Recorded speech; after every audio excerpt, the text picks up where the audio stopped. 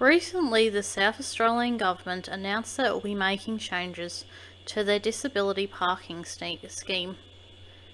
They are now allowing eligibility for people who have a significant cognitive, behaviour or neurological condition and need another person to move safely through the car park to obtain a disability parking permit. This may include people with disabilities such as autism, an intellectual disability and developmental disabilities. I for one think this is a great idea. The ACT, Victoria and Tasmania have the same eligibility. However, Queensland, New South Wales and Western Australia don't allow people with these conditions to obtain a disability parking permit, and I'm not sure about the Northern Territory. I read some comments on a post on Facebook about the changes to the disability parking permit. A few people wondering why autistic people and people with similar disabilities need a disability parking permit. They need to have a parking permit because most of the time the accessible parking is closer to the venue than regular parking, and walking through a car park can be very dangerous for people with these conditions because they may suddenly run away, which could put them at risk of getting hit by a car. People with these disabilities can be all ages, not just children, and their carer may not be able to keep them safe if some of them are adults. I want to get personal and share my story with you all and why I need a disability parking permit.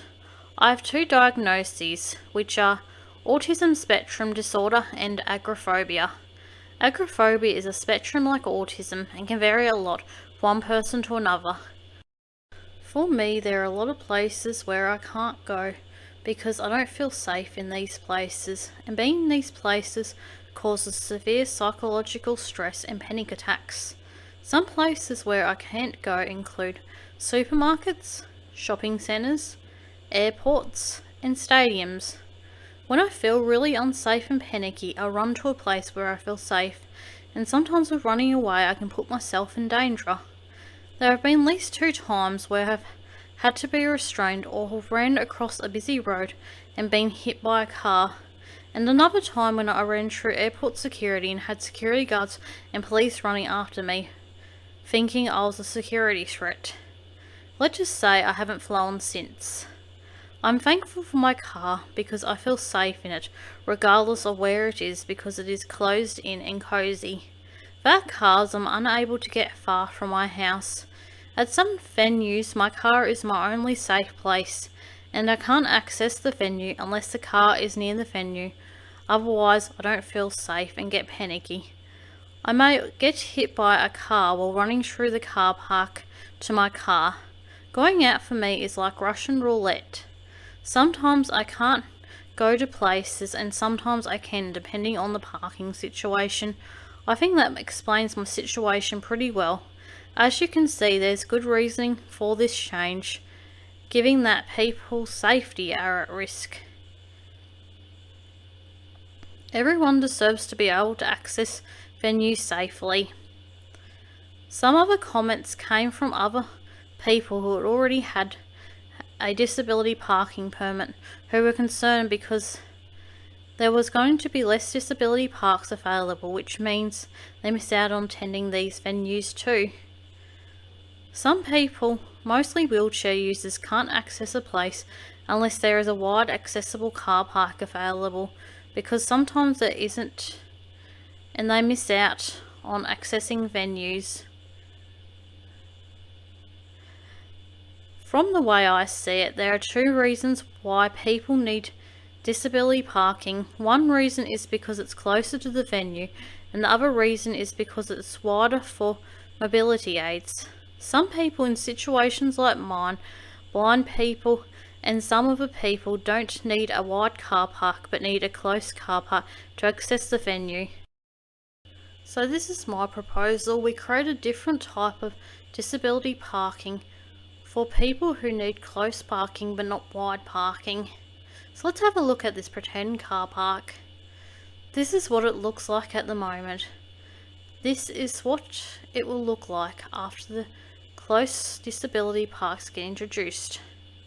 As you can see, the wide disability parks have stayed the same, but there are some other parks that have had this symbol put on them that are now declared close parks.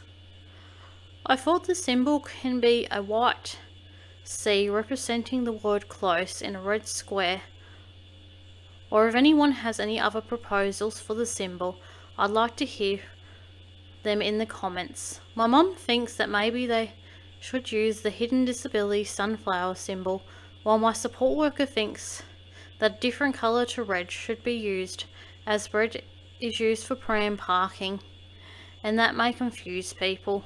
I'm thinking that my support worker is right, and maybe orange would be a good colour. For the purpose of this video, I'm going to use the red C symbol. However, if this plan gets implemented, another symbol may be used.